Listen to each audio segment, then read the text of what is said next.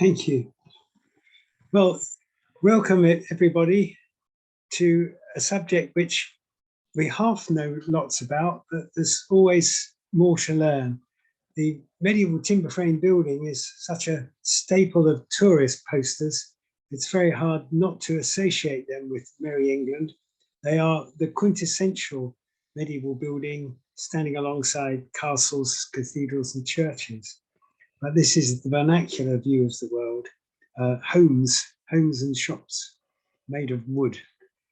Well, what I'd like to look at today is when these iconic buildings, I use the word advisedly, first appeared on the scene, how they appeared, how they actually got here, why they appeared, and even leaving aside all the architectural, technical and structural stuff, what were the social, economic, and amazingly environmental implications of this profound introduction into the English landscape?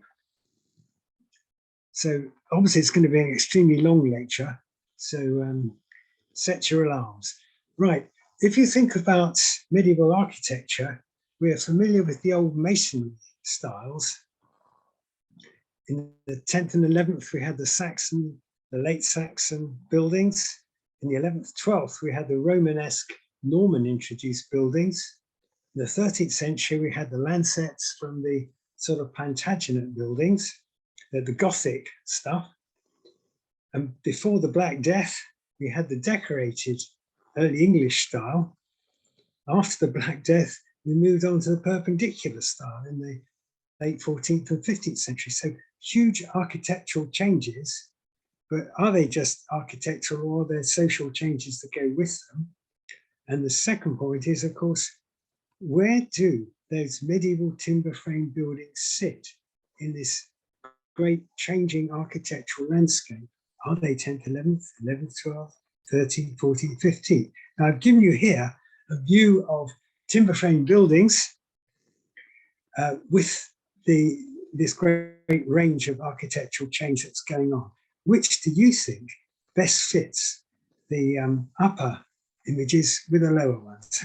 Where do timber frame buildings sit in this great long era of architectural and social change? Now, what you might like to do is guess now, and then at the end of the lecture, we'll see if you're right or not. Anyone who's not right, of course, we'll have to throw them out of the meeting. Anyway, let's start with the background to timber buildings.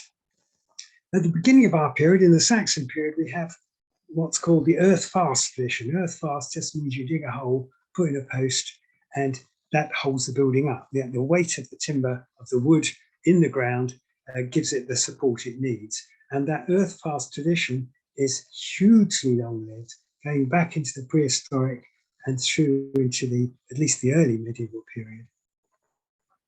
Now, that earth-fast tradition, your timber rots when it's stuck in the ground, so those buildings don't last too long.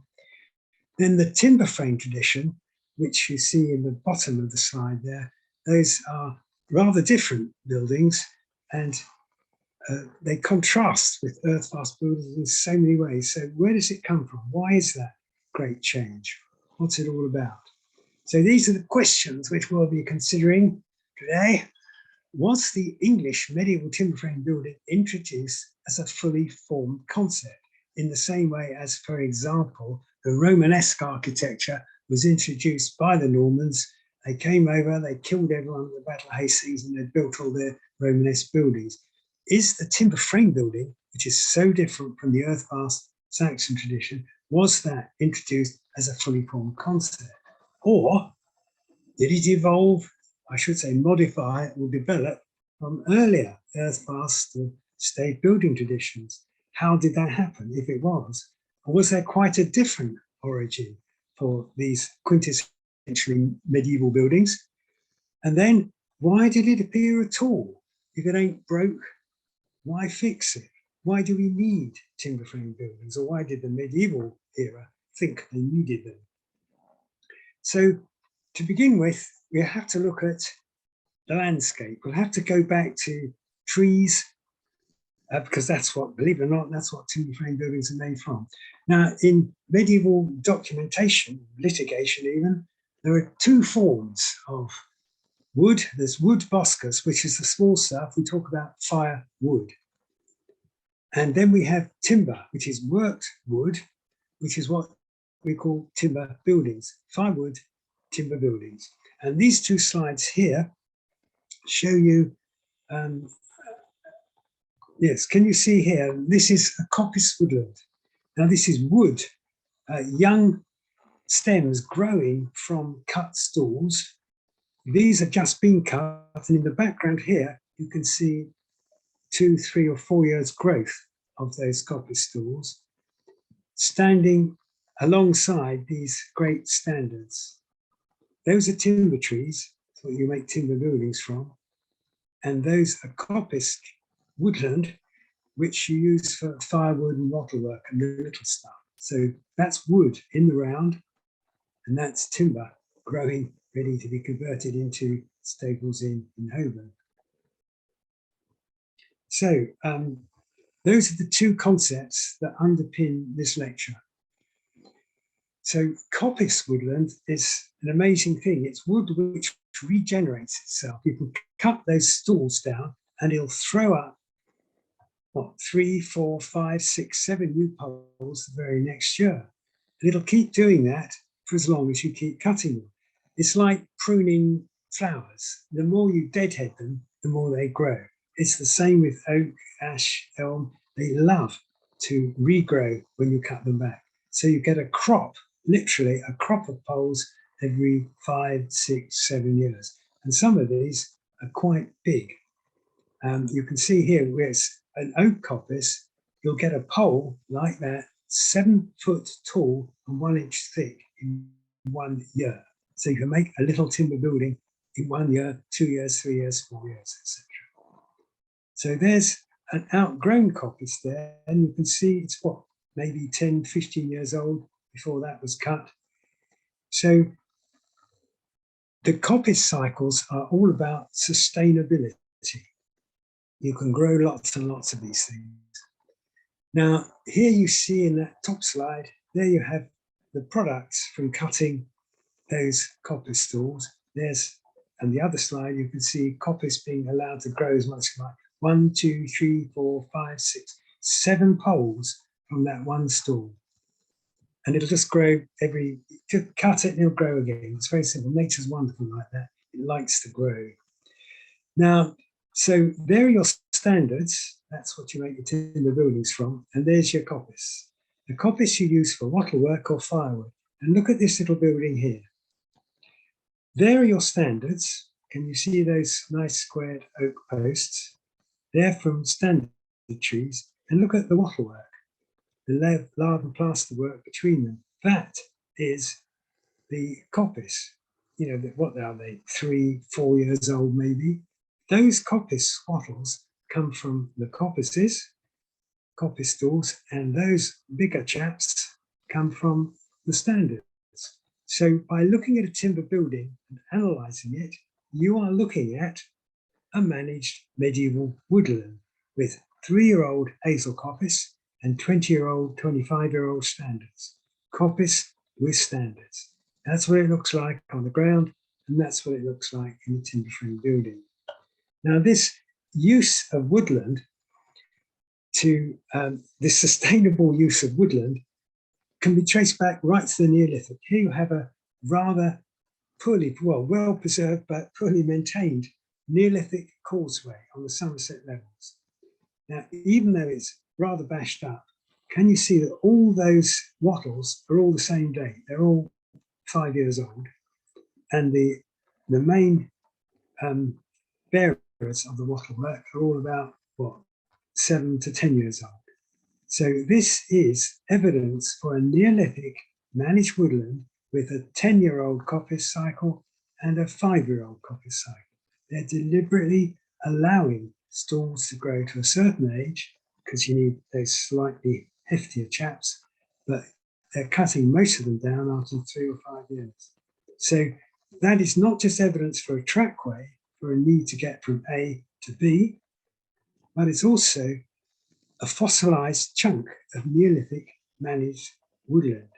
And in the medieval period, that is the fossilized evidence for a medieval managed woodland of coppice, 3, 4, 5-year-old cycle, and standards, 20, 30 years old. So this is the first thing to remember. These timber buildings have embedded in them the story of England's woodlands. Here's a rather badly built Iron Age roundhouse, not built in the Iron Age, but built for the BBC many, many years ago. And look at that terrible wattle fence. But nevertheless, if you pretend it's slightly better built than it looks, there you have a fine example of, in the background, outgrown coppice, and in the foreground, the necessary wattle work you need. You can look at that and you can decide what coppice cycle you need to build those fences. And if you have a look at the building itself, you can see that in order to build those Iron Age roundhouses, you don't need massively ancient timbers. Those are all, what, 10 years old tops. And the wattle work down below is, again, 5 years tops. So this is a roundhouse being built from wood. This is all round wood that uses timbers no more than 15 years old, and yet it'll last for 20 years, maybe no more than 25 years. So if the wood required was felled in 15 years or less, and the building lasts for 25 years, that is a sustainable method of building houses, or indeed wattle fences or anything else. And this is the point. These guys who are building these things rely on their woodland, and they're not going to over-husband it. They take what they need and they build structures that will outlast the coppice that's going to renew. Okay? Any questions? Right, we'll move. I hope not. Anyway, ask me later. Now here's a famous aerial view of the Chorlton mid-Saxon settlement on the South Downs in Hampshire. Once again, these are earth-fast buildings, but instead of round houses, these are magnificent rectangular buildings, often with the opposed entrances on either side to let the cattle in and out. And these are robust structures, but they're earth-fast, using timbers in the round. Now, on the upper side, you can see the size of those post holes. Now, they're not the size of the timbers because these are packed post holes. So once you remove the packing, you get the actual size of the timber itself. So substantial, well-built building, not a flimsy structure. A well-built building, again, can you see the opposed entrances on either side and little partition there? And here you see it reconstructed at an open-air museum, which I can never remember the name of. In my day, it was called the Weald Downland Open-Air Museum in near Chichester and Singleton in Sussex. And here you see a reconstruction of the wood in the round, and look at the size of those timbers. They're in the round, they're as virtually as filled. And look at the huge standards in the background. So these are younger than those huge 50-year-old trees, 40 to 50-year-old trees in the background. These are, what, 20, certainly no more than about 15 to 20 years old.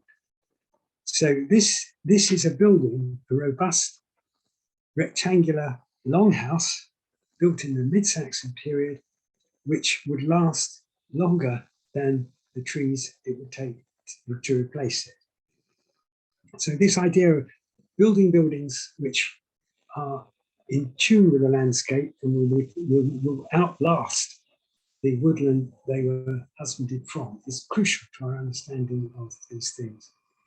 Now, that's the roundwood tradition, which is in harmony with the sustainable woodland, managed woodland. These are managed woodlands. I have to keep stressing that. This is not wildwood.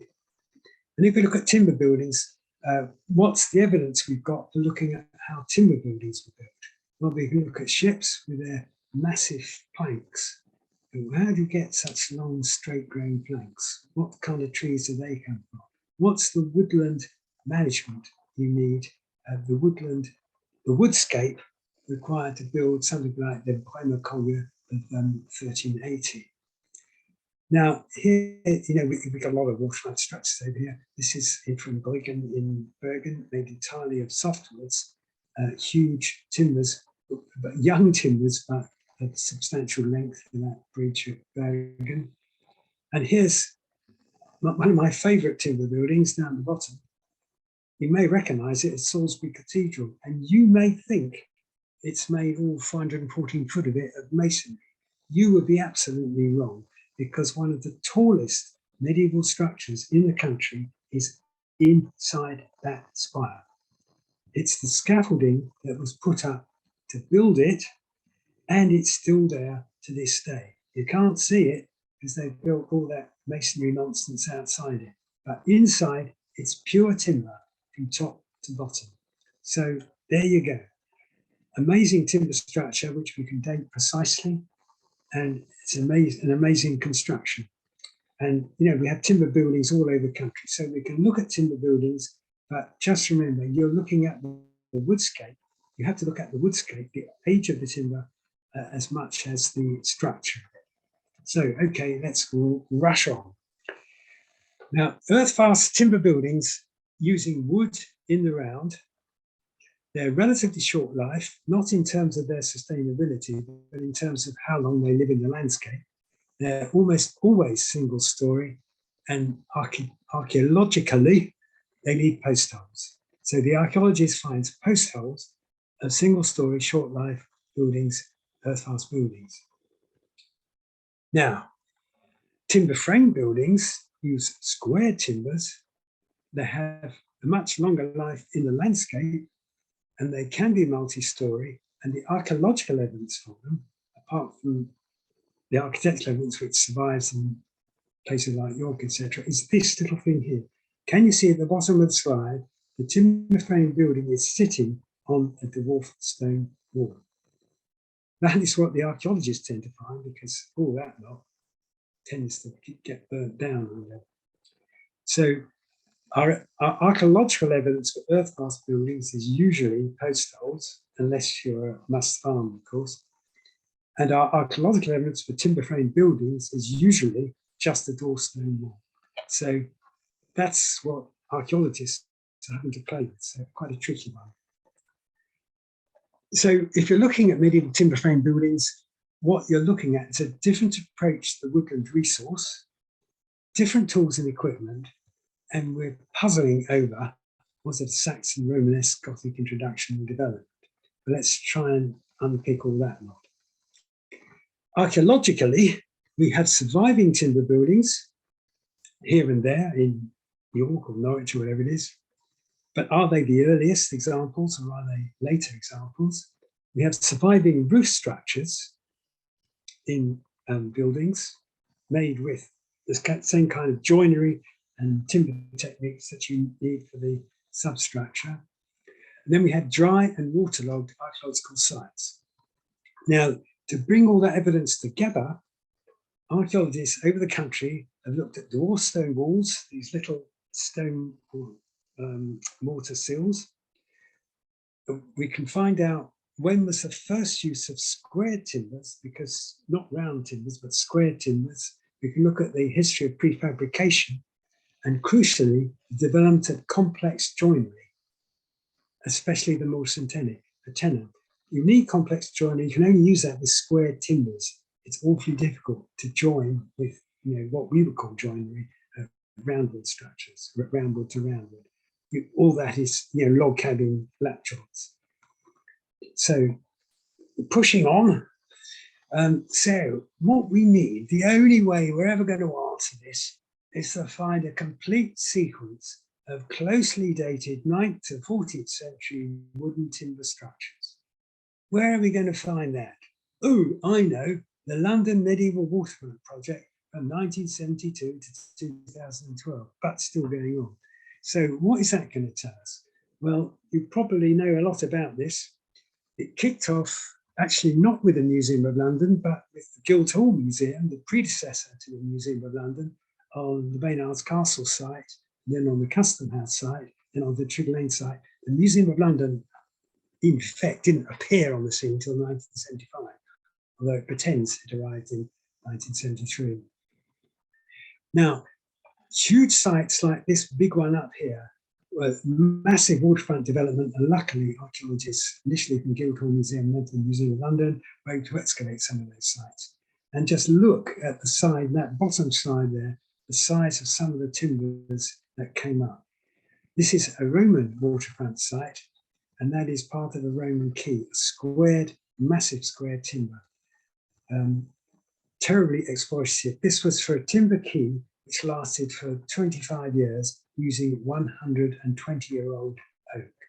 That is not the medieval way of doing things, because that did not regrow. That was an unsustainable method of building. That's what the Romans did, not the medievals. The medievals are wonderful, environmentally sound, sustainable things. And here we have one of these famous images of a series of structures, waterfront structures. This is the Trigg Lane sequence, 13th, 14th, and 15th century encroachment across the what was the old Thames foreshore. Here you see a long section going back from the Roman period to the present day river wall. And there you see the process of encroachment, which amazingly does include everything from 1000 to 1500. And there you can see an 1150 structure, which is earth fast. And there you see some frame structures, 1250, 1350, 1400. So we know that this change from earth fast, can you see it's dug in the ground, and there's the base plates, and those who are not dug in the ground and on base plates, happened sometime in that period. But exactly when, exactly how, and exactly why is subject for debate. We can date these timbers simply by the magic of dendrochronology, which can not only give us the felling date for the timbers, but also the age of the timbers being felled. Were they 20-year-old or 50-year-old or 100-year-old? And it enables us to date the construction, and dendroprovenancing tells us where the wood came from, where the timber came from. It can isolate reused timbers, which are an earlier date than the construction date, or later repairs, i.e. a later date than the initial construction date. So dendrochronology is the key to understanding these structures. So in a nutshell, here is a famous plan of ye olde London Wall with Tower of London over there, and St Paul's Minster Church there. And here we see the Alfredian grid, the grid of streets laid out by Alfred the Great and his successors from about 886 onwards. And here we see the periods of encroachment, those medieval encroachments. And the earliest encroachment is here in the 10th century. And here in the 11th century, it expands to both sides of the Walbrook. And in the 13th century, it extends from Mur, the River Fleet, Baynard's Castle, Custom House, right the way to the tower. So if we look at these structures, these are our earliest waterfront structures in the 10th century. We can look and see how they developed in the 11th century and how they developed in the 13th, 14th, and 15th century. So what does that actually tell us? Well, quite a lot. Our earliest structures of the 9th and 10th century are earth fast. These are medieval or late Saxon riverfront revetments, and you can see very clearly, can you see the posts are driven into the ground or set in the ground. They are posts, and have a look at the sizes. They're all different scalings, they're all different dimensions. These are earth fast posts, sometimes in a round, sometimes roughly squared, but they're certainly in the earth fast tradition. Now that's a relatively modest looking structure. It was a bit taller once, but a machine chewed the top. And here we see more earth fast, another earth fast structure. And the machine chewed that bit off, but you can see how tall it used to be. And you can see they're earth fast. And one of the things all about that we always find about earth fast structures is that timber is a lot fatter than that one. It's a different, they're different thicknesses. These are not squared timbers from a timber frame building. These are the timbers they had on the back of the wagon. So they're earth fast. Can you see that? They're dug into the ground. So we've got a whole bunch of earth fast structures, waterlogged, which we found on site and can date absolutely to a calendar date. We can compare this with our desiccated stuff on dry land, where we have the stains of earth fast stave structures. We have structures which are wattle, which are clearly posts within a mud wall. We have earth fast posts with wattle between them. We have earth fast posts like that thing up there with the stains of planks behind them. So this is the terrestrial evidence, and that's the waterfront evidence. They're walking hand in hand. And here you see a 13th century structure. And again, notice how, although those are relatively square, they're relatively the same size. These are all sorts of branches of all sorts of size. So that's virtually a round-wood structure. And the background is virtually a frame structure. It's got a base plate. So you see this transition or this junction between earth-fast timbers and wood, that we would call that wooden braces with a timber framed revetment. So this is still mixing and matching. Next slide, please. Okay. So without going into great details, what we know from looking at dry land structures is we have earth-fast posts, often with packing, set into the ground where they will rot in spite of the packing. They get bored with this. These medieval guys are quite observant, and they realize if you lay the upright post on the ground, it doesn't rot so quickly. And then they realize if you lay it on a padstone, it doesn't rot at all. So you actually get this sequence of late Saxon through to the later era of changing, of getting the foot of the timber out of the ground. It's the same with stave work. First of all, we have the base plate set in the ground, then we have it set on the ground, and we have it set on a mortar or stone sill. Get it off the ground, stop it rotting, give it a longer life. So this is just more medieval timber work, but I've been told not to do too many of these drawings, so I'll move briskly on. Here we have an amazing structure from the River Trent, which is up there in Midlands. And this is can you see the size of these people, these humans? This is a huge structure. And it's the frame of a bridge which has collapsed and fallen on its back. Now it has a base plate. You can see it there. You can see it in more detail there. It's built on a base plate, but not a base plate as we know it today. It's a base plate with holes in, and into those holes, these huge uprights have been driven through. So imagine this reared up through 90 degrees, and it's the frame of a bridge. It's called the Domesday Bridge because it dates to 1070, 1080 or thereabouts. So it's got a base plate. It's got vaguely square timbers, but these are earth fast. They're driven into the ground when it was standing upright. And there you see the sort of mortise we're looking at there. It's not a mortise as we know it today, Jim. It's a hole, literally a hole dug right through the base plate. And because it goes right through, simply because the post goes right through. So it's an earth fast timber with a base plate. So that's going to rot one day too. What we need to know if we're ever going to have timber frame buildings is the development of the wonderful Morton tenon, which we take for granted, but was never there at the beginning. It had to be developed. It had to be by trial and error that these clever, ingenious medieval carpenters invented this, and this stayed with us for a long time. Now, Morton tenon, it requires square timbers, obviously. Square timber, not only the uprights, but also for the braces and also for the base plate. So all those elements have to be squared and of the same dimensions. And the thing about a Morton tenon is that they're exactly a third of the width of the timber. And so it's 1/3 the mortise, another third the rest of the base plate. It's very strong. They're not going to split. Obviously, they had a go doing much larger mortises and it didn't work. So smaller mortises, it broke. Smaller tenons broke. Larger mortises broke. So they came up 1/3, 1/3, 1/3. And that is the necessary development for a timber frame building which won't collapse. in theory, give or take death watch, beetle and fire. Now, where do we get to that stage where we can have these wonderfully carpentered buildings?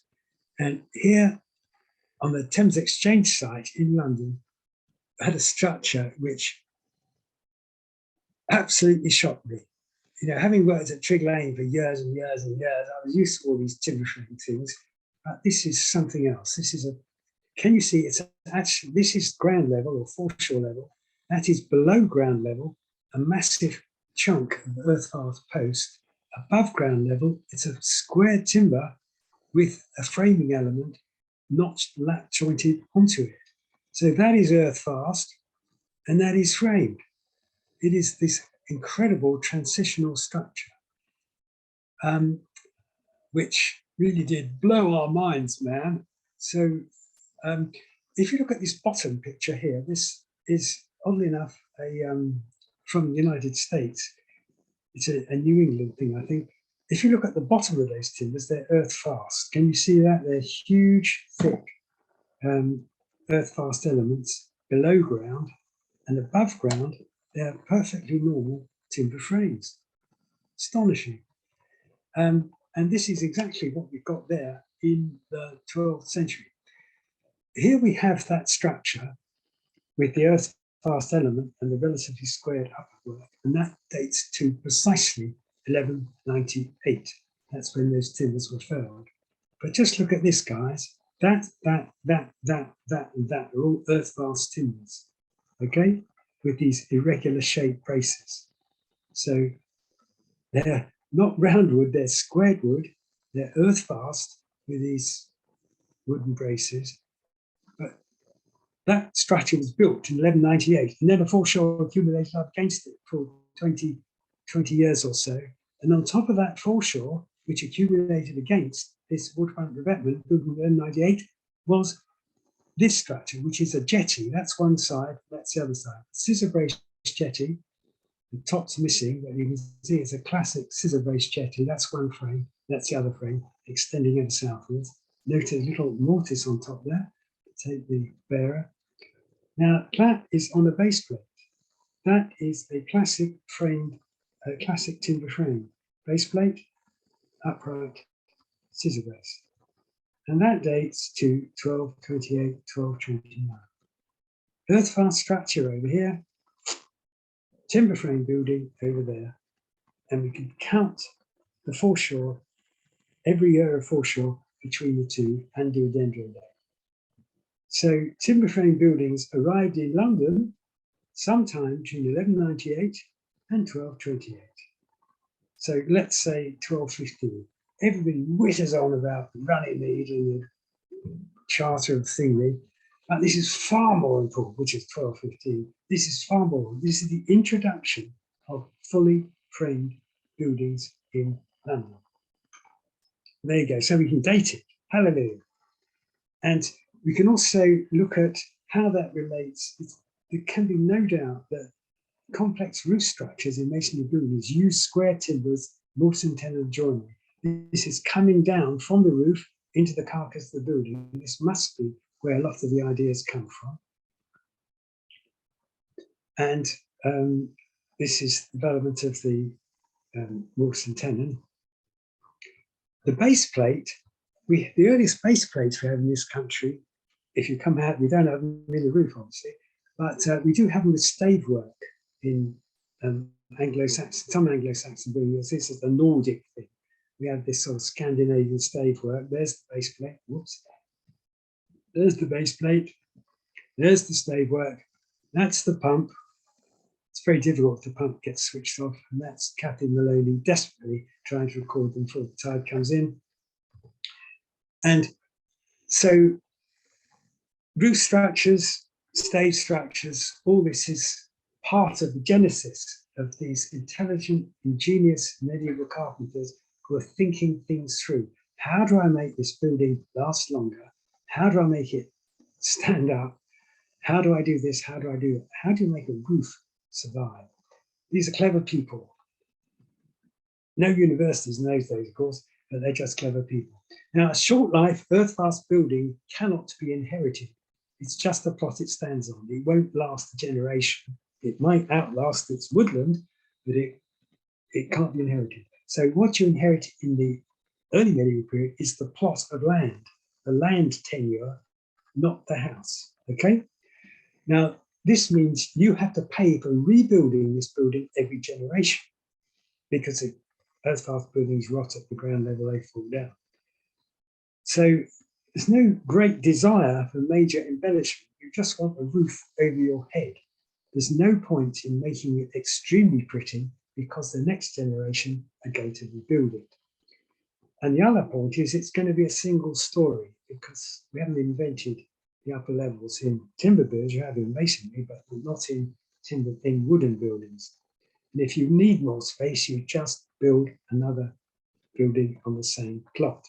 The size of the plot is what it's all about, land ownership.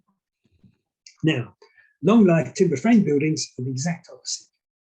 It can be inherited because it's long life, it's going to last for 300, 400 years.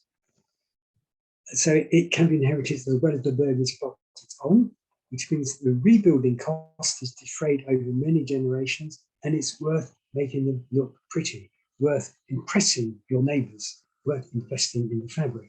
So it's a completely different concept. Timber frame building ain't a short life wooden building. And the other thing is, a long life timber frame building is multi-storey. This is essential, unrestricted. You can now build a second story on an urban burgage plot, which relieves population pressure. And this is the introduction of the urban terrace, which is not brick, it's timber. And there you see how many people can you get to live in that terrace compared to earth-fast building there, earth-fast building there, earth-fast building there. You can triple the population of a city without extending outside the wall. Okay? You've invented the urban terrace, population pressure.